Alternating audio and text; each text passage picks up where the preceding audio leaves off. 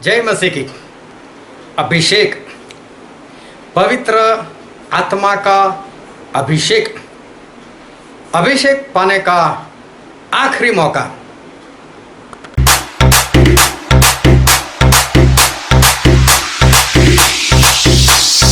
Report found. Out.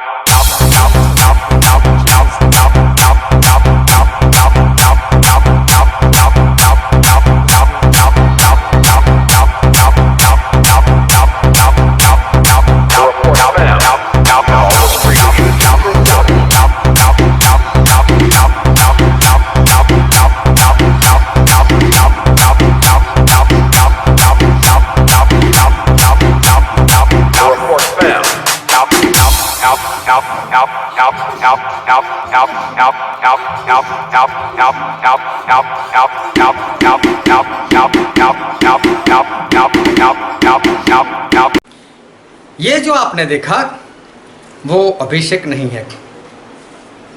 ये जो अभी आपने देखा वो अभिषेक नहीं है।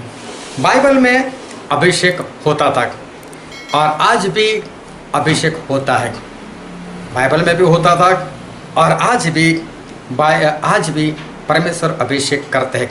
और अभिषेक जो है वो बाइबल में कब कब हुआ और कैसे हुआ, कब परमेश्वर किसी का अभिषेक करते थे। और हम बाइबल में पढ़ते हैं पहला शमूएल और उसका 9 अध्याय और उसका 15 और 16 पद। पहला शमूएल 9 अध्याय 15 और 16 पद। उसमें ऐसा लिखा है, शाऊल के आने से एक दिन पहले यहोवा ने शमूएल को यह चिता रखा था। मतलब ये बात बताकर रखी थी। शाऊल शमूएल से मिले उससे एक दिन पहले परमेश्वर ने शमूएल को एक बात बताकर रखी थी कि कल इसी समय मैं तेरे पास बिन्यामीन के देश से एक पुरुष को भेजूंगा। उसी को तू मेरी इज़राइली प्रजा के ऊपर प्रधान होने के लिए अभिषेक करना और वह मेरी प्रजा को पलिश्तियों के हाथ से छुड़ाएगा, क्योंकि मैंने अपनी प्रजा पर कृपा दृष्टि की है, इसलिए कि उनकी चिल्लाहट मेरे पास पहुंची। परमेश्वर ने शमूएल को एक दिन पहले ऐसा बता दिया था कि कल इसी वक्त शाऊल नाम का एक जवान तेरे पास आएगा और वह तू उसका अभिषेक करना और उसको राजा बना देना। मतलब अभिषेक इसलिए होना था कि राजा हो, इसलिए। फिर हम पढ़ते पहला शमूएल उसका 10वां अध्याय उसका पहला ही पद। तब शमूएल ने एक कुप्पी तेल लेकर उसके मतलब शाऊल के सिर पर उंडेला और उसे चूम कर कहा, क्या इसका कारण यह नहीं कि यहोवा ने अपने निज भाग के ऊपर प्रधान होने को तेरा अभिषेक किया? शमूएल ने शाऊल के ऊपर से तेल उंडेला और कहा, यह तेल मैं इसलिए उंडेल रहा हूँ कि परमेश्वर ने तेरा अभिषेक किया है कि अब से तू इज़राइल ऊपर तू राजा है। राजा बनाने के लिए शमूएल का अभिषेक हुआ। और भी हम आगे पढ़ते हैं पहला शमूएल और उसका 16वां अध्याय और उसका 12 और 13 पद। वहाँ पर भी शमूएल है। वहाँ पर ऐसा लगा, तब वह उसे बुलाकर भीतर ले आया। उसके तो लाली झलकती थी और उसकी आंखें सुंदर और उसका रूप सुडोल था। तब यहोवा ने कहा, उठ कर इसका अभिषेक कर, यही है। परमेश्वर ने शमूएल को बोला था कि यशै के घर पर जाना और उसके लड़कों में से एक को मैंने चुना है कि वो राजा बने। और तब दाऊद को परमेश्वर ने चुना था और शमूएल के जरिए एक बार फिर दाऊद का अभिषेक हुआ राजा बनने के लिए। और आगे भी पढ़ते उसका 13वां पद। तब शमूएल ने अपना तेल का सिंग लेकर उसके भाइयों के मध्य में उसका अभिषेक किया। देखो, राजा बनाने के लिए एक बार फिर ये जो शमूएल थे उन्होंने दाऊद का अभिषेक किया। फिर पहले राजा में हम पढ़ते हैं पहला राजा उसका 19वां अध्याय और उसका भी 15 पद। पहला राजा 19 उसका 15 पद। यहोवा ने उससे मतलब कि एलिया से कहा, लौटकर दमिश्क के जंगल को जा और वहां पहुंचकर अराम का राजा होने के लिए हजाएल का और इज़राइल का राजा होने को निमशी के पोते येहू का, और अपने स्थान पर मतलब एलिया की जगह पर नबी होने के लिए आबेल मोहल्ला के शापात के पुत्र एलिशा का अभिषेक करना। देखो यहाँ पर 3 लोगों का अभिषेक करने के लिए परमेश्वर ने एलिया को बताया। उसमें से एक का आराम का राजा बनाने के लिए, दूसरे को इज़राइल का राजा बनाने के लिए, और तीसरा एलिशा जो है उसको एलिया को खुद की जगह पर भविष्यवक्ता बनाने के लिए उसका अभिषेक कर रहा था। ये है अभिषेक। अभिषेक का मतलब होता है कि परमेश्वर ने जिसको जिस काम से चुना है उस काम करने का उसे अधिकार देना, उसे सामर्थ्य देना, तब जाकर कोई इंसान परमेश्वर की कलीसिया में कोई काम जो है वो कर सकता है।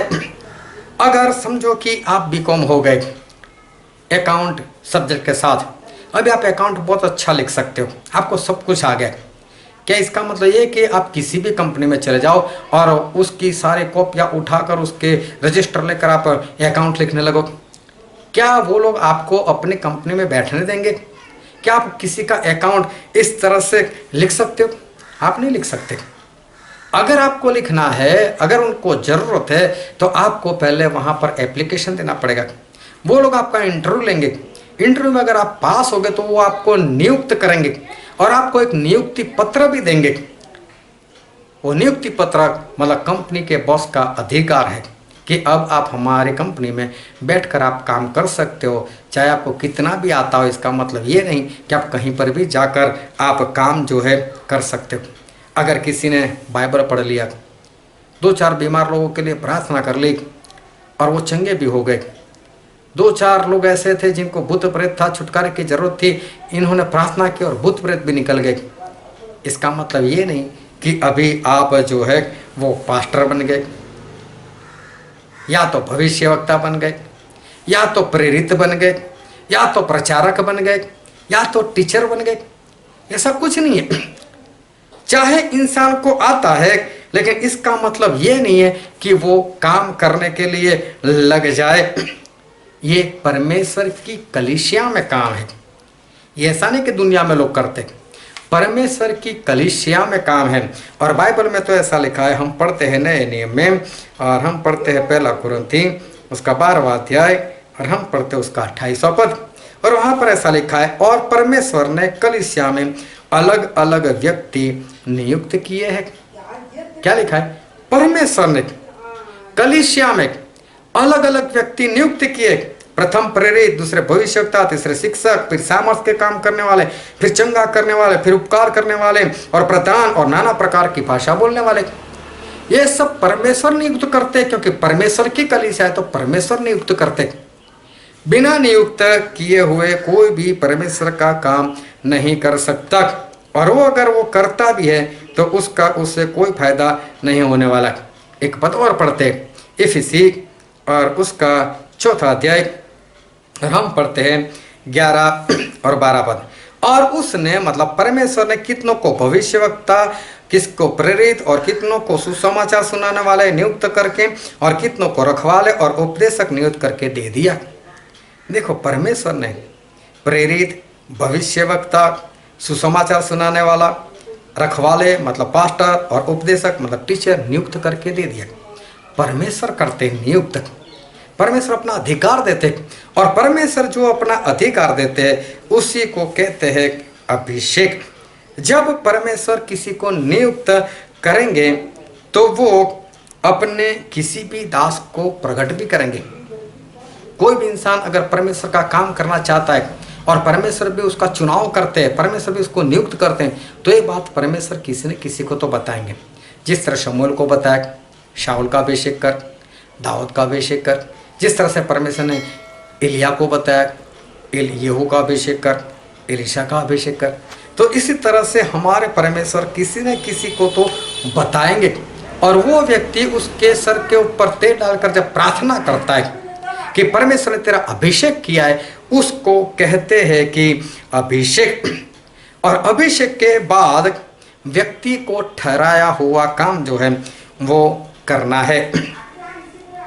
और परमेश्वर का ठहराया हुआ व्यक्ति जब तेल लगाकर प्रार्थना करता है तब उसी को अभिषेक करते। और जब कोई इंसान, जब परमेश्वर का दास किसी का अभिषेक करता है, वो गिर नहीं जाता, वो गिरता नहीं है, या तो फिर वो चिल्लाने नहीं लगता, या तो वो कोई डांस करने नहीं लग जाता, ऐसा उसके साथ कुछ नहीं होता। जो आपने वीडियो में देखा कि कुछ लोग गिर रहे थे, चिल्ला रहे थे, तो समझो कि वो क्या होता है कि जब परमेश्वर की उपस्थिति आती है तो कई लोग परमेश्वर की उपस्थिति में खड़े नहीं रह सकते, इस कारण से गिर जाते, कोई चिल्लाने भी लग जाता है। लेकिन इसका मतलब, गिरना और चिल्लाने का मतलब ये नहीं है कि उसका अभिषेक हो गया, ये अभिषेक नहीं है। अभिषेक का मतलब तो ये होता है कि परमेश्वर जिस काम के लिए हमें चुनते हैं, उस काम के लिए हमें अधिकार देते हैं और साथ में हमें सामर्थ्य देते हैं। और बहुत ध्यान से सुनो, आखिरी वक्त चल रहा है, आखिरी वक्त में परमेश्वर का काम करने के लिए तैयार हो जाओ। आखिरी मौका है अब आपके पास कि हो सकता है परमेश्वर आपका अभिषेक कर ले किसी के जरिए, और आप अभिषेक पालो और परमेश्वर का काम जो है वो कर सको। आखिरी मौका है अभिषेक पाने का, अभिषेक पालो, परमेश्वर आपको आशीष दे। आमीन।